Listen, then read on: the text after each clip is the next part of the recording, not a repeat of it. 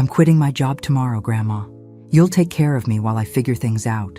I stared at the text message from my granddaughter Chelsea, my coffee cup frozen halfway to my lips as the audacity of her words sank in. 8 months of temporary had just become permanent servitude at the whim of a 26-year-old who'd never heard the word no in her privileged life. Where are you watching from today? Drop your location in the comments below and hit that like and subscribe button. Let me backtrack and tell you how I became the free hotel for my cheating granddaughter. It started innocently enough, as these things always do. Chelsea had married her college sweetheart Marcus and moved to Portland, about an hour from my little town of Millbrook. For 2 years, everything seemed perfect. She posted those annoying couple photos on Facebook, you know the type. Both of them grinning at fancy restaurants with captions about living their best life. Then one Wednesday evening last March, my doorbell rang at 11:47 p.m. I knew the exact time because I'd been watching the late news when that urgent, desperate knocking started. Through the peephole, I saw Chelsea standing on my porch with 2 suitcases and mascara streaking down her cheeks like war paint. "Grandma Betty, please," she sobbed the moment I opened the door. "Marcus found out about everything. He threw me out. I have nowhere else to go." Everything. That was an interesting word choice, wasn't it? Not, Marcus found out I cheated, or I made a mistake. No, Chelsea said everything like she was the victim of some cosmic misunderstanding, rather than a grown woman who'd been caught red-handed with her personal trainer. I wrapped my granddaughter in my arms because that's what grandmothers do, even when we suspect we're being played. "It's okay, sweetheart. You can stay here as long as you need." Famous last words, as it turned out. "Just temporarily," she assured me between sobs. "Maybe a month, just until I figure things out." That was 8 months ago. 8 months of Chelsea treating my home like a luxury resort where the amenities included free meals, housekeeping, and a grandmother who apparently existed solely to fund her healing journey. But this morning's text message had pushed me past my breaking point into territory I hadn't visited since I was raising my own children. I set down my coffee and read the message again, just to make sure I hadn't hallucinated the sheer nerve of it. Nope, there it was in black and white. "I'm quitting my job tomorrow." Not, "Grandma, I'm struggling and wonder if we could discuss my options." Not, "I'm grateful for everything you've done." Just a simple announcement that she'd decided to quit her perfectly good job at the marketing firm and expected me to pick up the tab indefinitely. Well, wasn't that precious? That's when I realized I'd been looking at this situation all wrong. I'd been thinking like a grandmother when I should have been thinking like the woman who'd raised 3 kids on a secretary's salary after my husband died at 42. The woman who'd worked 2 jobs to put those kids through college. The woman who'd somehow forgotten that kindness without boundaries isn't kindness at all. It's enabling. Chelsea had been working remotely since moving in, which I'd initially appreciated. It meant she was contributing something, even if her contribution to household expenses had been exactly $0 But working from my guest room apparently wasn't glamorous enough for someone who'd grown accustomed to thinking the world owed her a living. I picked up my phone and called my neighbor Margaret, who'd been watching this circus unfold from her kitchen window for the better part of a year. "Margaret, it's Betty. Are you busy this morning?" "Never too busy for you, hun. What's going on?" "I need to run some errands, and I was wondering if you could keep an eye on the house. Chelsea's upstairs, probably planning her next career move, which apparently involves being professionally unemployed." Margaret chuckled.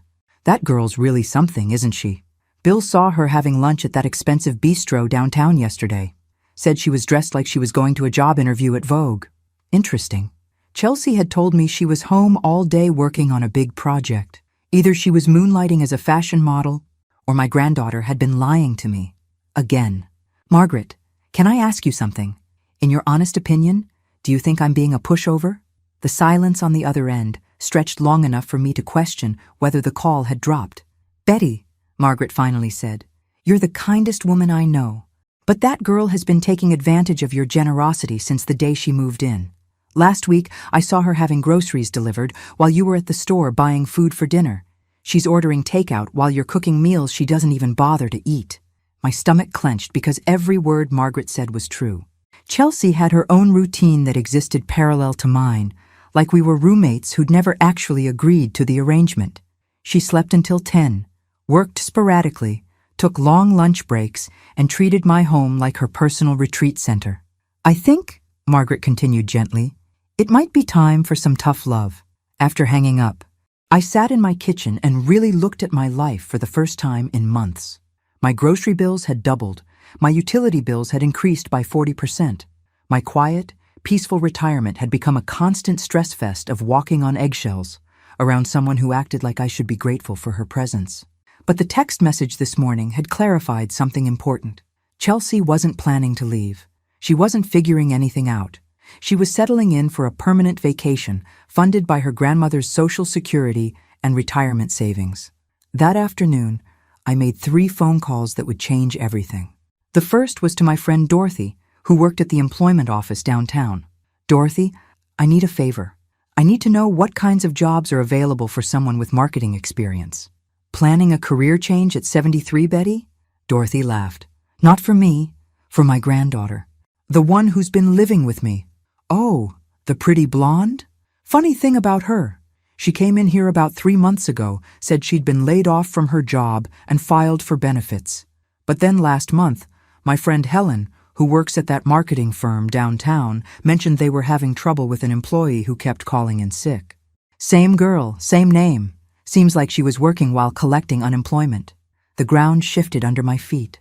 Chelsea had filed for unemployment benefits while still employed, told me she was working full-time, and somehow managed to keep collecting benefits even after getting a new position. Dorothy, that's fraud, isn't it? Sure is, hun.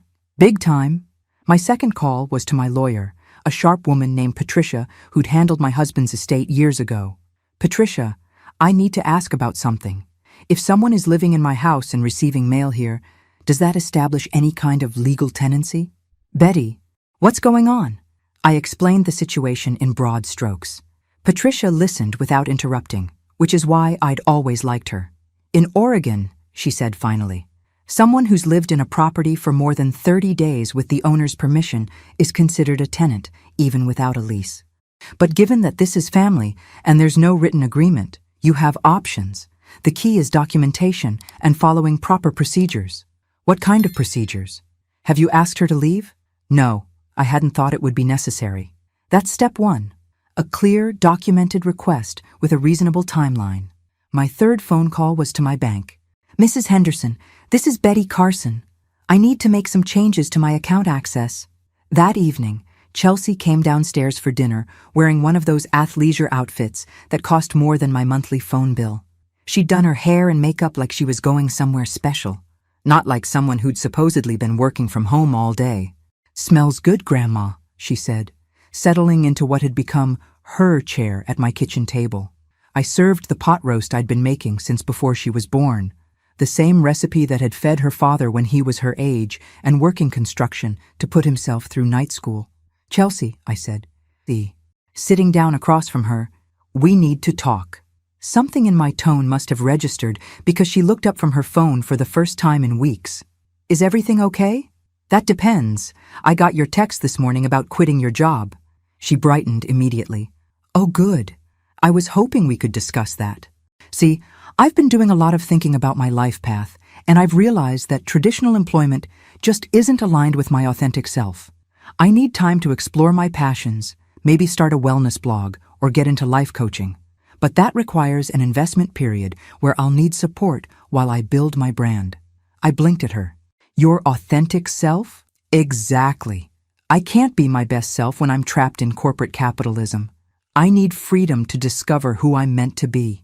Oh, honey, you have no idea who you're about to discover I'm meant to be. And who exactly did you think would fund this journey of self-discovery? I asked, cutting a piece of pot roast with perhaps more force than necessary. Chelsea waved her fork airily. Well, I figured we could work something out. I mean, you're retired, you're not really using all your money, and I'm family. Plus, think of it as an investment in my future. The audacity was breathtaking. Really.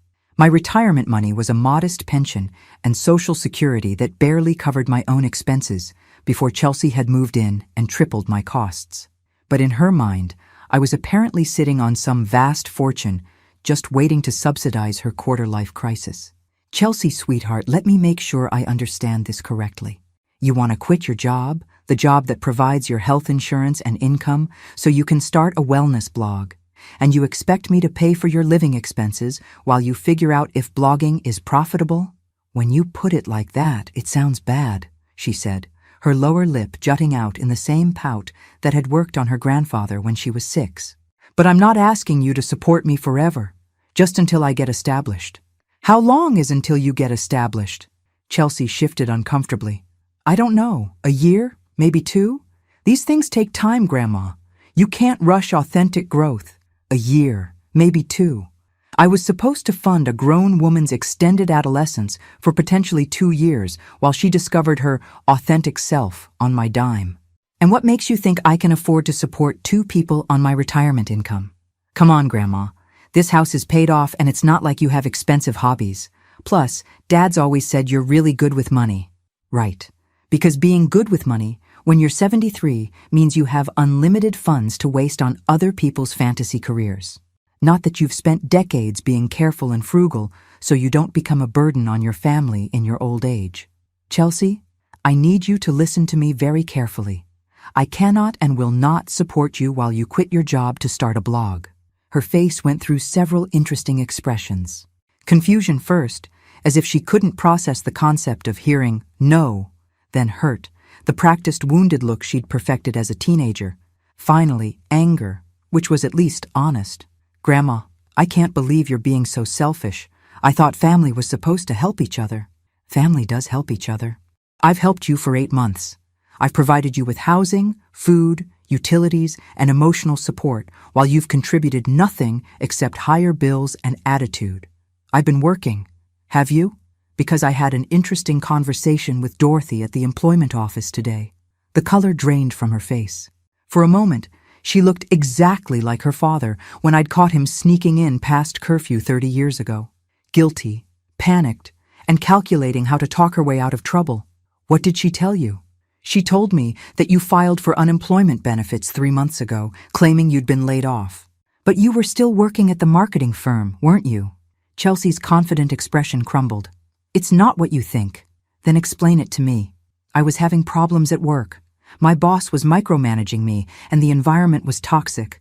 I knew they were going to fire me eventually, so I filed for benefits early. It's not like I was stealing money. Chelsea, collecting unemployment benefits while you're employed is fraud.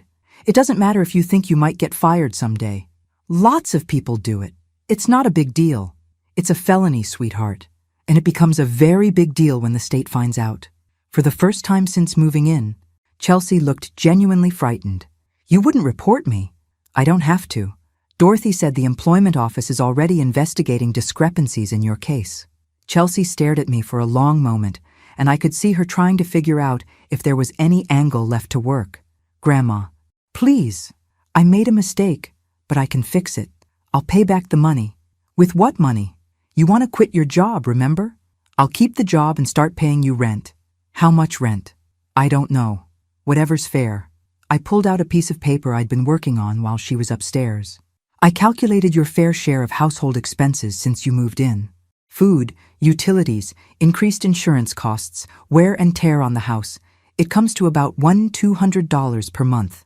Chelsea's eyes widened. $200? That's most of my salary. Then you'll need to find a way to earn more money.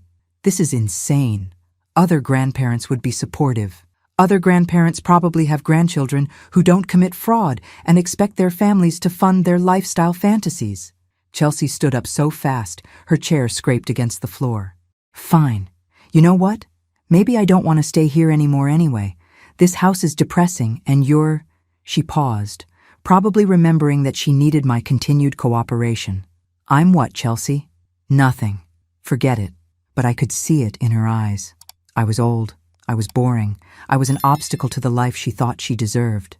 In Chelsea's mind, I existed to serve her needs, and the moment I stopped being useful, I became the problem. You have 2 weeks, I said calmly. 2 weeks for what? 2 weeks to decide. Keep your job and we'll discuss a reasonable arrangement for you to continue living here temporarily, with rent. Or find somewhere else to live. But either way, the days of you treating my home like a free resort are over. Chelsea stared at me like I'd just spoken in ancient Greek. You're kicking me out. I'm giving you choices. What you do with them is up to you. That's when I saw something flicker across her face that told me I'd been right to make those phone calls earlier. Something cold and calculating that reminded me that pretty wounded Chelsea was also the same person who'd been defrauding government agencies and lying to me for months. 2 weeks was going to be very interesting indeed. The next morning, I woke up to find my kitchen ransacked, not violently but methodically. Every cabinet had been opened, every drawer pulled out, and my important papers were scattered across the counter. My bank statements, insurance documents, even my old tax returns were spread out like Chelsea had been conducting some kind of financial audit. She was sitting at my kitchen table with my laptop open, typing furiously while surrounded by the evidence of her midnight investigation. "Good morning," I said pleasantly, stepping carefully around the mess. "Looking for something?" Chelsea didn't even have the grace to look embarrassed. "I was trying to understand your financial situation. If you're really struggling, maybe we can find a solution that works for both of us." My financial situation. I poured myself coffee from the pot she'd made, probably the first time she'd touched the coffee maker since moving in. "How thoughtful of you to be concerned. I found some things that don't make sense, Grandma. Like this investment account statement that shows over $380,000, and this life insurance policy worth $150,000. Plus, the house is worth at least $320,000, according to Zillow." Oh, my little granddaughter had been busy. She'd found my investment account, the one I'd been building for 40 years to ensure I never became a burden on my children. She'd found the life insurance policy my husband had left me. She'd even researched the value of my house, the house I'd been living in and maintaining for 35 years. "So you see," Chelsea continued, her voice taking on that persuasive tone she used when she wanted something, "you're actually pretty well off. You could easily afford to help me get started with my business venture. Think of it as an early inheritance. An early inheritance." My 26-year-old granddaughter had spent the night calculating the value of my assets and decided she was entitled to a portion of them while I was still breathing. "Chelsea, sweetheart, did it occur to you that those assets are meant to cover my expenses for potentially 20 or 30 more years? Healthcare, long-term care, emergencies? But you're healthy. And besides, this house is way too big for one person. You could sell it, move into a nice senior community, and use the leftover money to invest in my future." She had it all figured out. Sell my house, the house where I'd raised my children and built my life, so she wouldn't have to get a job she didn't love. Move into a nice senior community so she could have access to my money. Or, Chelsea continued, warming to her theme, you could take out a home equity loan. Property taxes are so reasonable, and the payments would be tiny compared to what this place is worth. I stared at my granddaughter, really looked at her, and realized I was seeing her clearly for the first time. The pretty face, the practiced tears, the wounded victim act, it was all packaging for someone fundamentally selfish, someone who'd spent the night going through my private financial documents so she could figure out how to get her hands on my life savings. "Let me get this straight," I said, sitting down across from her. "You want me to either sell my house or mortgage it so you can quit your job and start a blog. A wellness business." "Grandma, it's not just a blog." "Right. A wellness business run by someone who's been defrauding the unemployment office and lying to her grandmother for months." Chelsea's cheeks flushed. "That's not fair. I've been going through a difficult time. And what exactly qualifies you to give wellness advice to other people? Your expertise in destroying your marriage? Your skills in financial manipulation?" "I've been doing a lot of personal growth work. I've read dozens of books about authentic living and manifestation, and I have a really strong social media presence." Personal growth work. She'd been living rent-free in my house for 8 months, and she considered that personal growth work. "Chelsea, I'm curious about something. In all your research last night, did you happen to calculate how much money you've cost me since moving in?" She shifted uncomfortably. "I don't know what you mean." I opened my own laptop, which I'd password protected after catching her using it to research investment scams 3 months ago. "Let me show you some numbers. Before you moved in, my monthly expenses were approximately $2,400. That covered everything: utilities, food, insurance, maintenance, everything. Chelsea's eyes darted toward the door like she was calculating escape routes. Since you moved in 8 months ago, my average monthly expenses have been $3,600. That's an additional $1,200 per month, or $9,600 total. Plus, there was that little incident with my credit card that you used for your shopping spree in Portland. I paid that back. You paid back $180 of the $650 you charged. The other $470 is still on my statement. I was going to pay you back when I got my next unemployment check. With money you're receiving fraudulently while employed. Chelsea's face cycled through her usual emotions. Confusion, hurt, anger, and finally, calculation. I could practically see her trying to figure out how to spin this in her favor. Grandma, I think you're being really unfair. Yes, maybe I made some mistakes, but that doesn't mean you should just abandon me. I'm family. I'm your only granddaughter. And you're 26 years old with a college degree and employment experience. You're perfectly capable of supporting yourself. But I don't want to just survive, Grandma. I want to thrive. I want to build something meaningful. Then build it with your own money and your own work. Chelsea stood up abruptly, her chair scraping against the floor for the second time in 2 days. Fine. You know what? I don't need your help anyway. I have other options. What other options? I've been talking to Derek. He thinks I have real potential as an influencer, and he has connections in the wellness industry. He might be able to help me get started. Derek, the personal trainer she'd cheated with. So my granddaughter's backup plan was to run to her married boyfriend and expect him to fund her lifestyle. Chelsea, Derek is married. Not for much longer. His marriage is basically over. He's just waiting for the right time to leave. Oh, honey, every married man who's cheating says his marriage is basically over. It's right there in the Cheating Husband Handbook, Chapter 1. And he's offered to support you financially while you build your influencer career? He believes in me, Grandma, unlike some people. There it was. The manipulation attempt disguised as emotional blackmail. I was supposed to feel guilty for not believing in her dreams hard enough to fund them indefinitely. Chelsea, I'm glad you have other options. That makes what I'm about to say much easier. Something in my tone must have warned her because she sat back down, suddenly looking much younger and less certain. I've made some decisions about our living arrangement, I continued. Decisions that will take effect whether you choose to keep your job or not. What kind of decisions? Starting Monday, you'll be paying rent, $800 per month plus half the utilities. If you want to continue living here, you'll contribute to the household expenses like any other adult. $800. That's almost my entire salary. Then you'll need to find a higher-paying job or find somewhere cheaper to live. Chelsea stared at me with something approaching panic. For 8 months, she'd been living consequence-free, funded by her grandmother's retirement savings while she played house and explored her authentic self. The idea of actually paying for her lifestyle had apparently never occurred to her. This is so unfair, she said finally. You're putting me in an impossible position. I'm putting you in an adult position. Welcome to the real world, sweetheart. That's when Chelsea smiled. And it wasn't her usual pretty, charming smile. It was something colder, more calculated. You know what, Grandma? I don't think you've thought this through. What do you mean? I mean, I've been living here for 8 months. I receive mail here. This is my legal residence. You can't just start charging rent without proper notice. My blood chilled because she was right. Patricia had warned me about tenant rights, but I'd hoped it wouldn't come to that. Are you threatening me, Chelsea? I'm just saying that maybe we should both think carefully about how we want to handle this situation. I'd hate for things to get complicated. And there it was.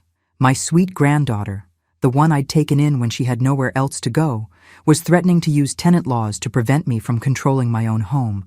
But what Chelsea didn't know was that I'd already had that conversation with Patricia. What she didn't know was that I'd been preparing for this moment since the day I'd found her going through my financial documents. What she really didn't know was that her grandmother had been dealing with manipulative people long before Chelsea was born. 2 weeks was starting to feel like too much time. Monday morning, I woke up to find a notice taped to my refrigerator. Not a note, a notice. Typed, printed, and formatted like something from a law office. Notice of tenant rights, it read. As a legal tenant of this property, I am entitled to 30 days written notice for any changes to rental terms or requests to vacate. Any attempt to force me to leave without proper notice may result in legal action. It was signed Chelsea Marie Thompson, tenant, and dated with Sunday's date. My granddaughter had spent her Sunday evening researching tenant law and typing up legal threats to post in my kitchen. I made my coffee and read the notice again. The sheer audacity was almost admirable. In less than 48 hours, Chelsea had gone from sweet, wounded granddaughter to amateur legal scholar threatening her own grandmother with lawsuits. What she'd apparently failed to research, however, was Oregon's specific laws about family members living in homes they don't own, or the fact that I'd recorded every conversation we'd had since Friday night. My phone rang at 7:30. Patricia, right on schedule. "Good morning, Betty. How are you holding up?" "Oh, I'm just fine. Chelsea left me a lovely legal notice this morning. Very professional looking." Patricia chuckled. "I see she's been doing some research. That's actually good for us." "How is her threatening to sue me good for us?" "Because it establishes that she understands she's living here as a tenant, not as family. Which brings us to the next phase of your plan." Ah, yes, the plan. The one I'd been developing since Margaret had opened my eyes to what was really happening in my own home. "Are you ready for this, Betty? Once we start, there's no going back." Patricia, my granddaughter, spent the night going through my financial documents so she could figure out how to get her hands on my life savings. Then she threatened me with legal action when I asked her to pay rent. I passed ready about 2 threats ago. All right then. Phase 1 begins now. At 9 a.m., I knocked on Chelsea's door. She opened it wearing one of those expensive athleisure outfits and a facial mask that probably cost more than my monthly phone bill. "Good morning, Chelsea. I wanted to let you know that I received your notice." "Good. I'm glad we understand each other." "Oh, we definitely understand each other, which is why I wanted to give you this." I handed her an envelope containing her own notice. This one from Patricia's law office. "Notice to pay rent or quit," she read aloud. "Tenant is hereby notified that she is in default of her rental obligations for failure to pay rent. Tenant must pay all outstanding rent within 72 hours or vacate the premises." Chelsea looked up from the document with confusion morphing into anger. "What outstanding rent? You never charged me rent before." "Actually, Chelsea, if you read carefully, you'll see that under Oregon law, when someone establishes tenancy in a family member's home, they're obligated to contribute to household expenses. Since you've been living here for 8 months without contributing, you owe approximately $9,600 in back contributions." $9,000? That's insane. It's actually quite reasonable. That's $1,200 per month, which is well below market rate for a furnished room in this area. Chelsea's face went white. "I don't have $9,000. Then I guess you need to vacate within 72 hours. This is ridiculous. You can't just suddenly decide I owe you money." "I'm not deciding anything, sweetheart. I'm following proper legal procedures, exactly as you requested. You wanted to be treated as a legal tenant. Tenants pay rent." Chelsea crumpled the notice in her fist. "This is some kind of scam. You're trying to manipulate me into leaving." "I'm following proper legal procedures, exactly as you requested. You wanted to be treated as a legal tenant. Tenants pay rent." Chelsea slammed her door hard enough to rattle the windows. Within minutes, I could hear her on the phone, her voice rising as she tried to find someone who would tell her she was being treated unfairly. An hour later, she emerged, looking defeated. "I called 2 lawyers, she said. "They both said you have the right to charge rent." "How surprising." "But Grandma, I really don't have $9,000. I've been living on my salary, and most of that went to personal expenses." Personal expenses. Like the shopping trips, the expensive lunches, the skincare products that cost more than my groceries. "Then you have 72 hours to vacate." Chelsea's eyes filled with tears. The real ones this time, I thought. "Please, Grandma. I know I made mistakes, but I'm still your granddaughter. Family is supposed to help family." "Family does help family, Chelsea. I helped you for 8 months, but families also respect each other, and they contribute to the household instead of treating it like a free hotel. What if I got serious about paying rent going forward? What if I promised to make this work? That would be a good start, but you'd still owe the back rent. Could we work out a payment plan?" I pretended to consider this. "What kind of payment plan did you have in mind?" "I could pay maybe $300 a month until it's paid off. $300 a month would take you 32 months to pay off $9,600? That's nearly 3 years, Chelsea. Well, what would be reasonable? Full payment within 30 days, or you find somewhere else to live. Chelsea stared at me for a long moment, and I could see her calculating whether tears or anger would be more effective. You know what, Grandma? Fine, I'll leave. But don't expect me to come running back when you're old and sick and need someone to take care of you. The threat was supposed to devastate me, I think. The idea that I'd be old and alone, abandoned by the granddaughter I'd refused to enable. Instead, I felt something like relief. Chelsea, sweetheart, I'm already old, and if this week has taught me anything, it's that I'd rather be alone than be manipulated. You'll regret this. When Derek and I get our life together and become successful, you'll regret not believing in me. Derek, whose wife had just discovered the affair. Derek, who couldn't help her because his marriage was imploding. Derek, who was apparently going to leave his family and build an empire with my unemployed granddaughter. I'm sure I'll find a way to cope with the regret. Chelsea turned and stomped back upstairs, no doubt to call Derek and explain that her mean grandmother was forcing her to find somewhere else to live. That evening, Margaret came over for tea and moral support. How are you holding up, hon? Better than I expected. It's amazing how much lighter you feel once you stop carrying someone else's problems. Any word from the boyfriend?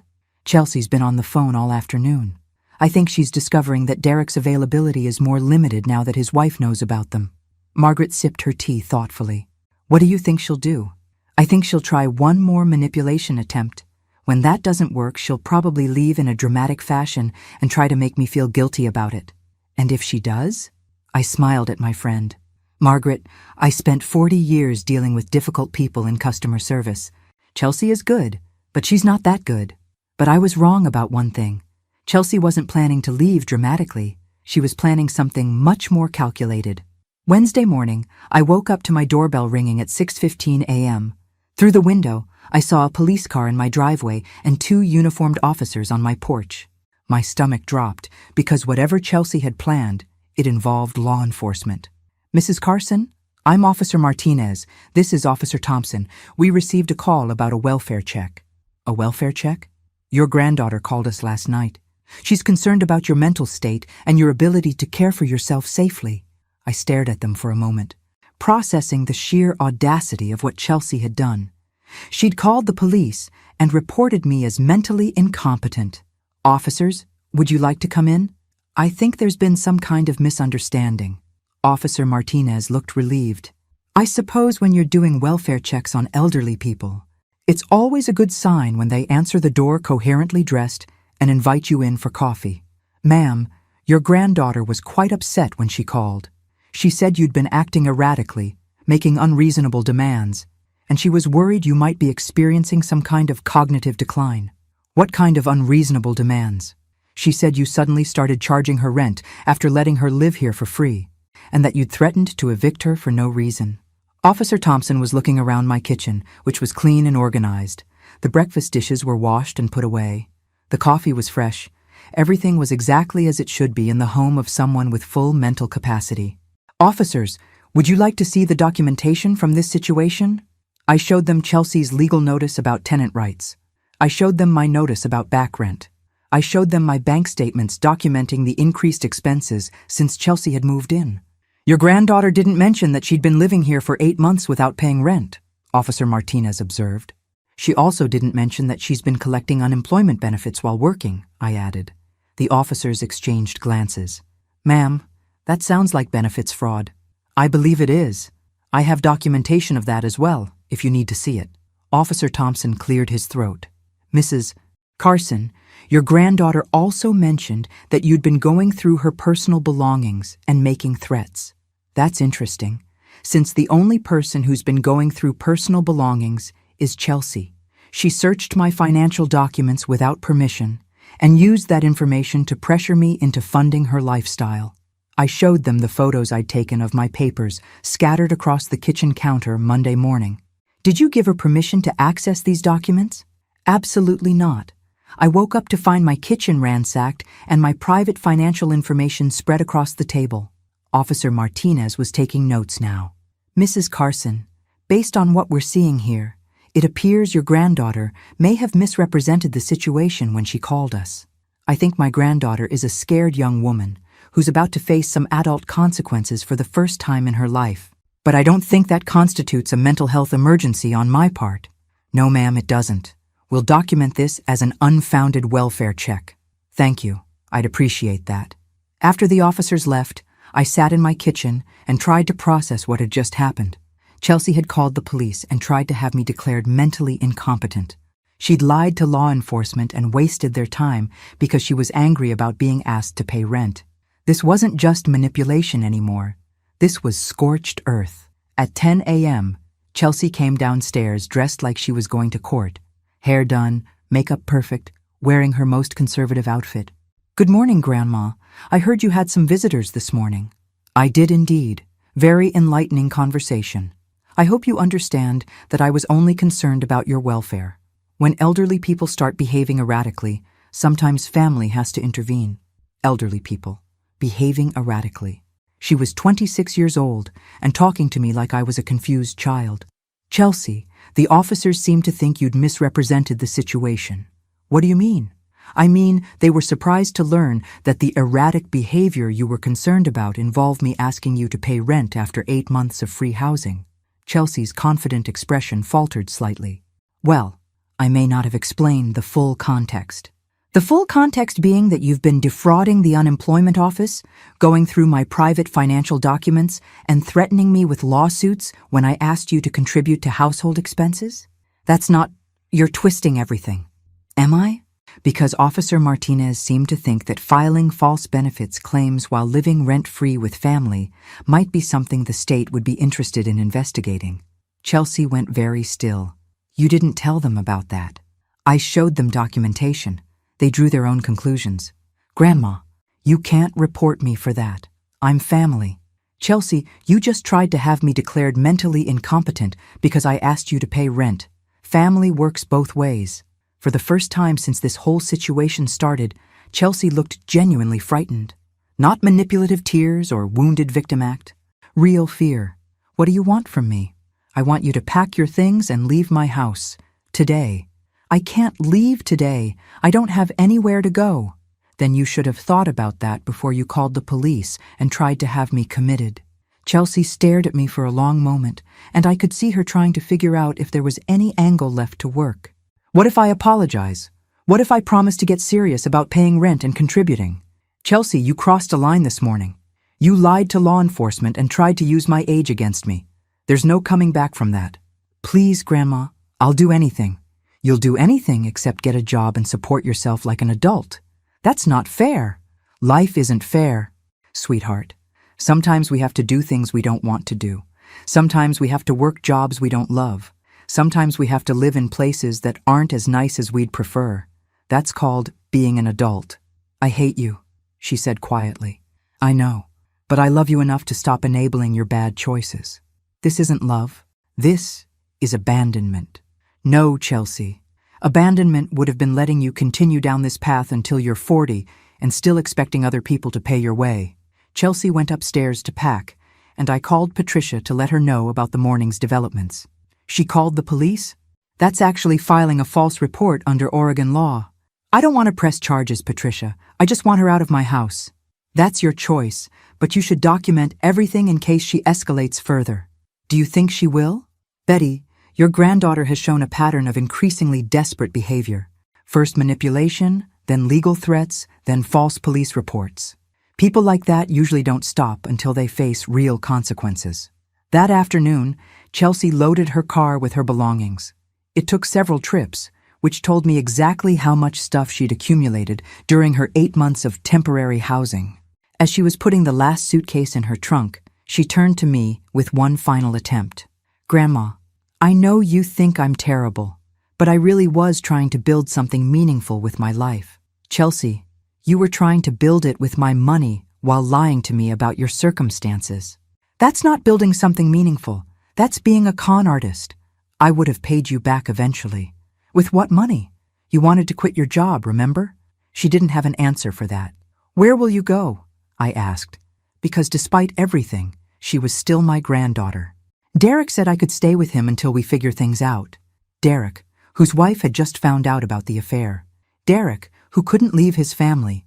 Derek, who'd probably told Chelsea she could stay with him to get her out of his hair temporarily.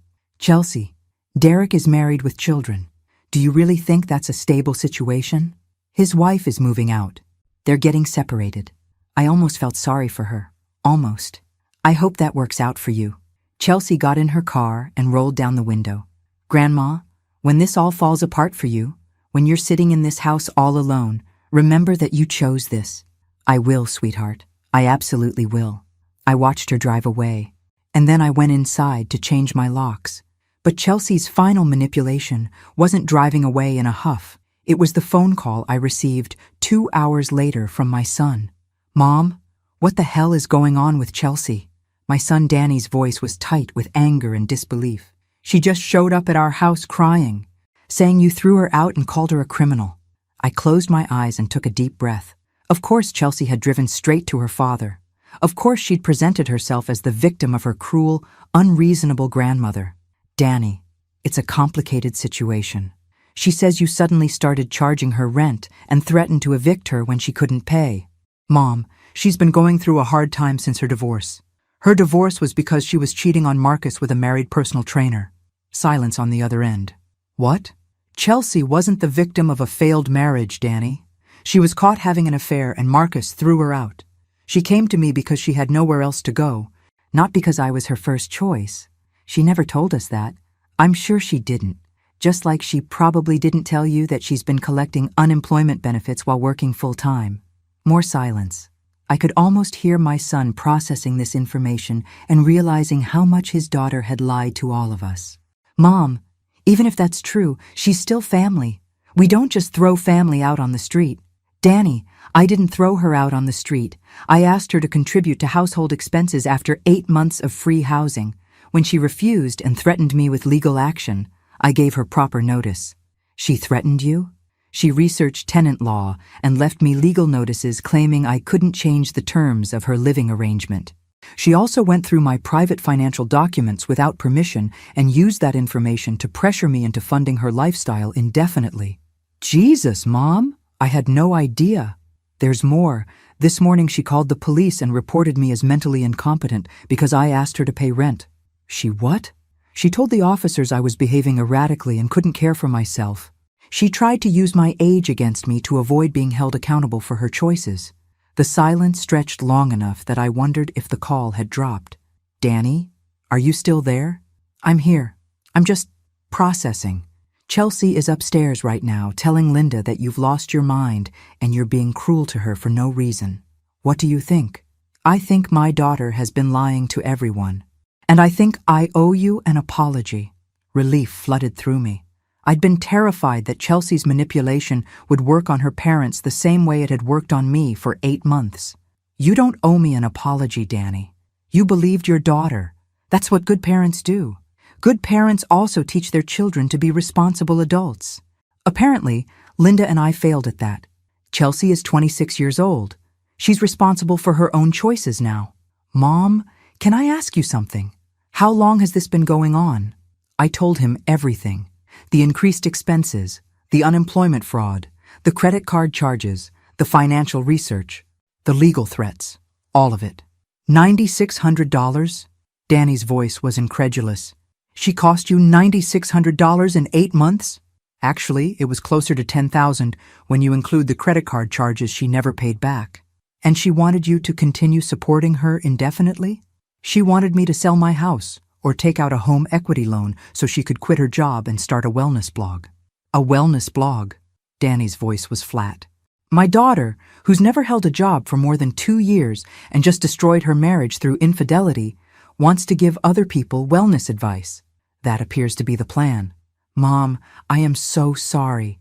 Linda and I had no idea how bad things had gotten. Danny, you couldn't have known. Chelsea was very careful to present different versions of the truth to different people. What do you need me to do? Right now? Nothing. I just need you to know that my decision wasn't made lightly or out of cruelty. And Chelsea? What should we do about Chelsea? I thought about this carefully. Danny and Linda were good people who were dealing with their own financial pressures. They didn't need their adult daughter moving back home and creating more problems. That's between you and Linda and Chelsea. But Danny, whatever you decide, make sure you're making the decision based on what's best for everyone involved, not just what Chelsea wants. She can't stay here long-term, Mom. We're already struggling. And with my reduced hours since the heart issues, we can't take on additional expenses. Then you'll need to help her understand that.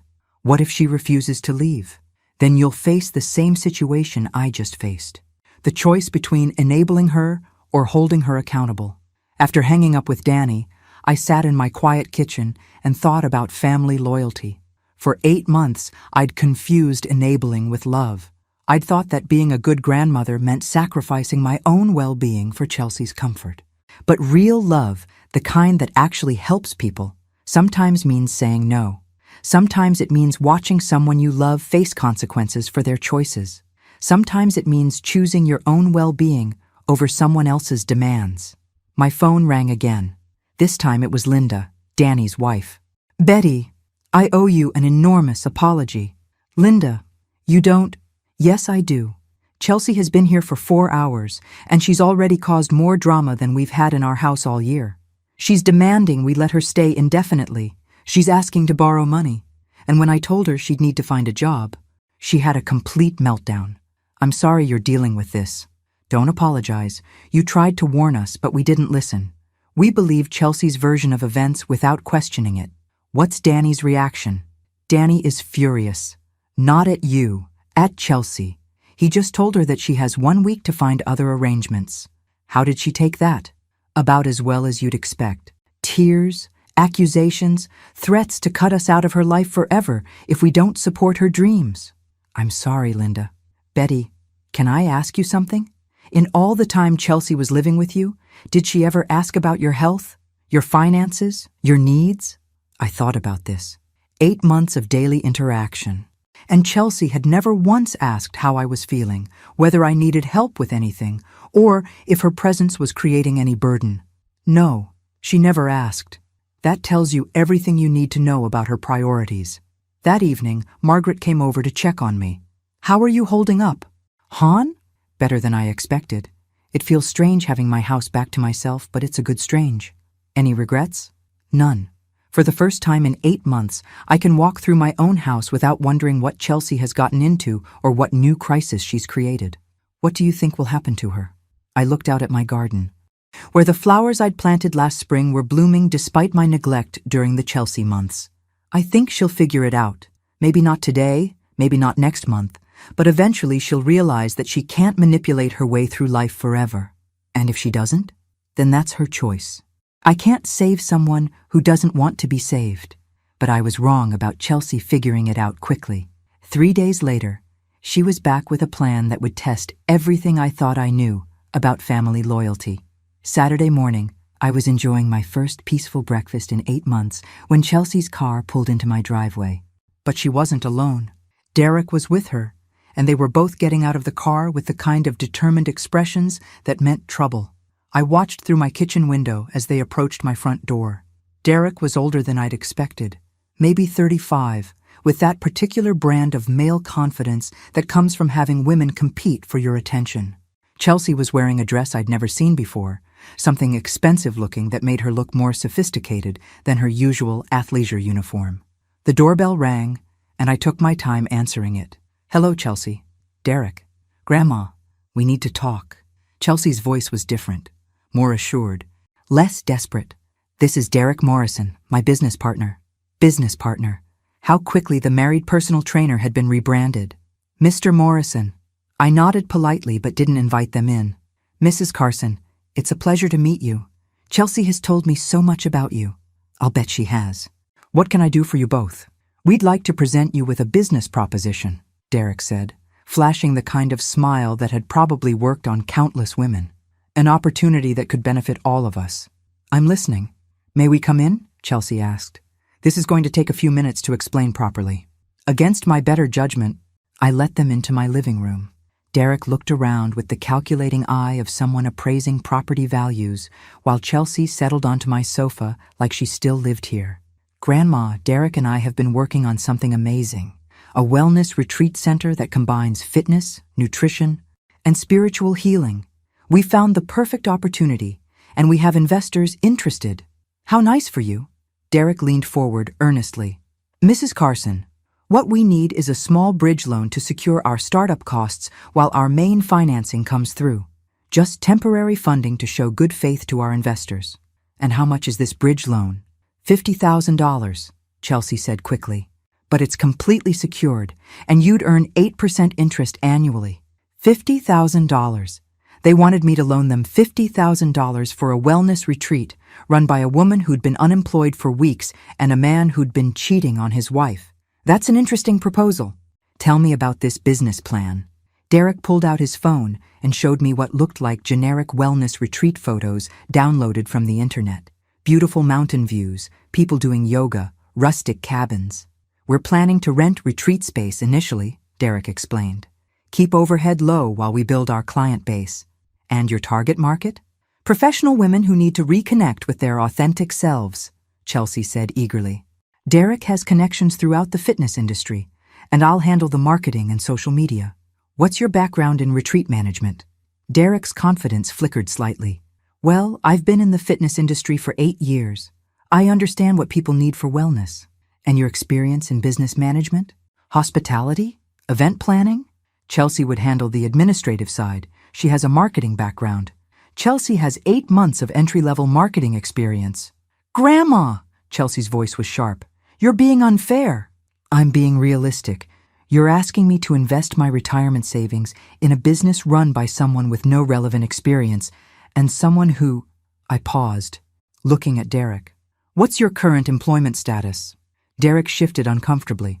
I'm transitioning between opportunities. He means he got fired, Chelsea said quickly, but that's because his boss was threatened by Derek's vision. I see. And your personal situation, Derek? Are you married?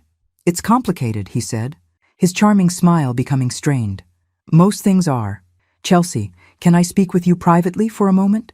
Chelsea followed me into the kitchen, leaving Derek to examine my living room. Sweetheart, do you know anything about Derek's financial history? What do you mean? I mean, have you done any research on your business partner's background? He's very successful in the fitness industry. Chelsea, did you know he filed for bankruptcy 2 years ago? Her face went white. That's not true. Public records are available online. Derek Morrison, personal trainer, filed bankruptcy in 2022. He also has 3 liens against him for unpaid business debts. You're lying. I'm being thorough. Something you might want to consider before asking me to invest in his business ventures.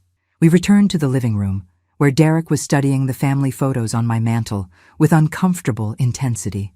Derek, I said pleasantly, Chelsea tells me you're very successful in the fitness industry. That's right. I've built several successful client relationships. And your long-term plans? Do you see yourself staying in this area? Absolutely. This is where I want to build my future.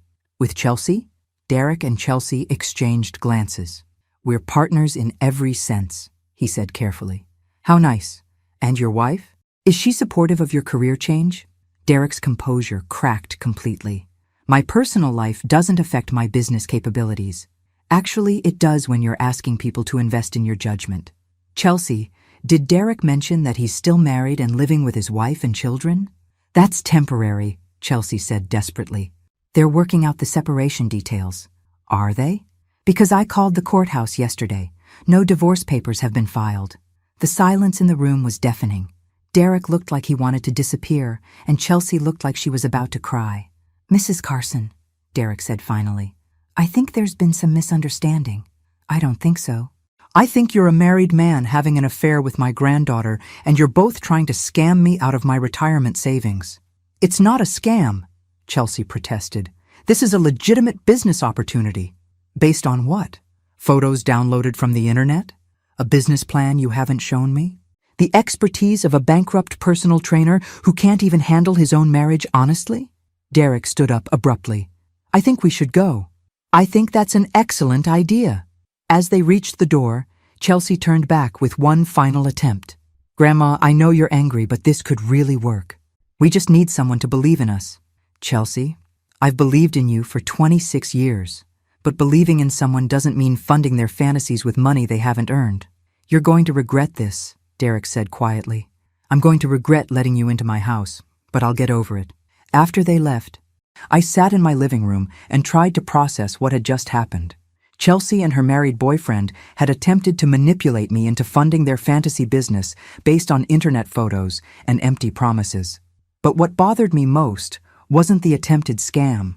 It was the realization that my granddaughter was so desperate to avoid working that she'd partner with anyone who promised to support her lifestyle. I picked up my phone and called the state unemployment office. "Hello, I'd like to report suspected benefits fraud." 2 weeks later, I was having my morning coffee when Detective Sarah Williams called with an update. "Mrs. Carson, I wanted to let you know that we've completed our investigation into your granddaughter's unemployment claims." "What did you find?" "She collected $4,200 in benefits while employed. That's a Class C felony under Oregon law. The state attorney's office is moving forward with prosecution." My stomach clenched. Even after everything Chelsea had put me through, hearing that she'd be facing criminal charges was difficult. What kind of penalties are we talking about? For a first offense, probably supervised probation, community service, and full restitution to the state. If she cooperates and shows remorse, she might avoid jail time. And if she doesn't cooperate, then she could be looking at up to a year in county jail. After hanging up, I sat in my quiet kitchen and thought about choices and consequences. In a few days, Chelsea would likely be arrested for crimes she'd committed while living in my house. My family would probably blame me for ruining a young woman's future. But maybe, just maybe, facing real consequences would finally teach Chelsea something that 26 years of enabling hadn't. The arrest happened on a Tuesday. Danny called me that afternoon, his voice shaken. "Mom, they arrested Chelsea this morning, at work, in front of everyone. I'm sorry you had to hear about it that way. Did you know this was going to happen?" I reported the unemployment fraud to the state. What they did with that information was their decision. She could go to jail. She could. Or she could accept responsibility, make restitution, and learn from this experience. How can you be so calm about this? Because I've been watching my granddaughter make increasingly bad choices for 8 months, and nothing I said or did convinced her to change course. Maybe facing real consequences will. Linda thinks we should hire a lawyer. That's your decision to make. Danny, what would you do? I thought about this carefully. I'd let her face the consequences of her choices with a public defender. I'd make it clear that this was the result of her decisions, not something that happened to her. And I'd tell her that our support depends on her taking full responsibility for her actions. That seems harsh. Danny, what's harsh is watching someone you love destroy their life because they've never faced consequences. What's harsh is enabling someone until they're 40 and still expecting other people to fix their problems. 3 days later, Chelsea called me from jail. "Grandma, it's me." Her voice was small and scared. Nothing like the confident young woman who'd demanded money for her fake business venture. "Hello, Chelsea. I need help. They're talking about keeping me here until trial. The public defender says I could get probation if I plead guilty and pay back the money." "That sounds like good advice."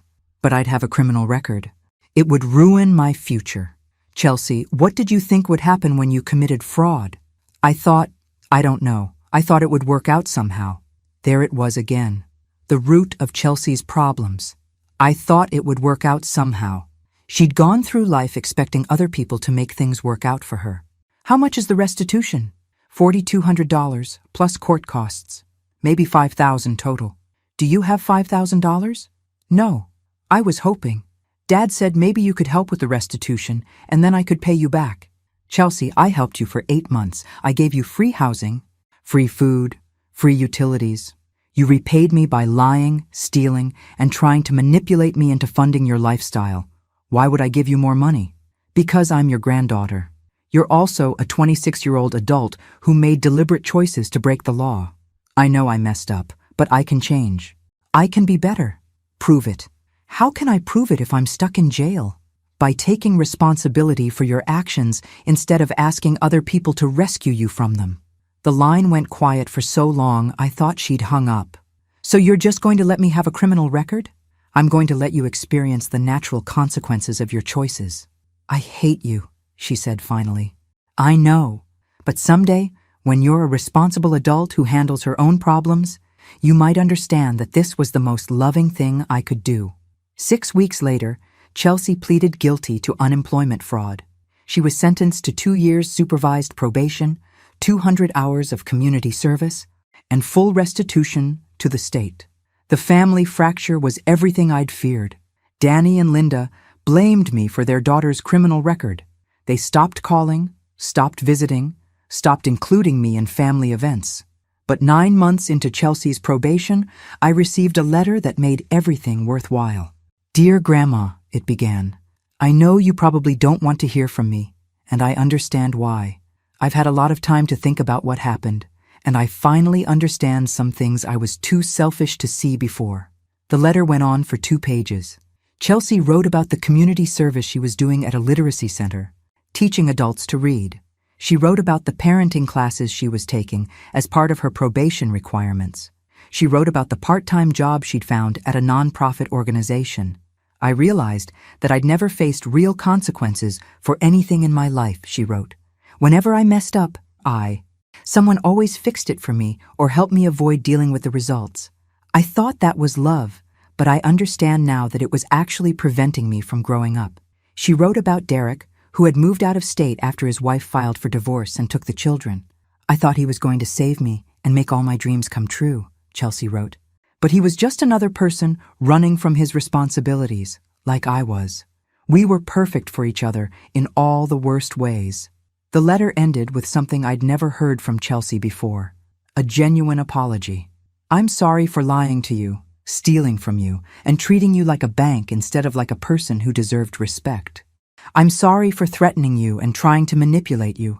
Most of all, I'm sorry for taking advantage of your love and kindness for so long." She included a photo of herself at the literacy center, helping an elderly man sound out words in a children's book. She looked tired, but genuinely happy. "I don't expect you to forgive me," she wrote, "but I wanted you to know that everything you tried to teach me about responsibility and consequences finally sank in. It just took a criminal record for me to stop running from the truth." Today, 18 months after Chelsea's sentencing, she lives in a small apartment across town and works full-time coordinating volunteer programs for the literacy center. She pays her own rent, buys her own food, and handles her own problems. We have lunch once a month, carefully rebuilding a relationship based on mutual respect instead of manipulation. She's never asked me for money, never hinted that she needs help, never suggested that I owe her anything because we're family. Danny and Linda eventually came around too, though it took time. They realized that enabling Chelsea hadn't helped her, and that sometimes the most loving thing a family can do is refuse to participate in someone's self-destruction. Last week, Chelsea brought me a small potted plant for my birthday. "I wanted to get you something that would grow," she said. "Something that would remind you that good things can come from difficult decisions." As I sit in my kitchen now, watching that plant thrive in the morning sunlight, I think about the difference between love and enabling. Real love sometimes means saying no. It means watching someone you care about face consequences you can't fix for them. It means understanding that carrying someone else's problems doesn't help them learn to walk on their own. My granddaughter learned to be independent the hard way, but she learned. And our relationship is stronger now because it's built on honesty instead of manipulation. Sometimes the kindest thing a grandmother can do is refuse to carry someone who's perfectly capable of carrying themselves. And that's exactly what I did. Thanks for listening. Don't forget to subscribe and feel free to share your story in the comments. Your voice matters.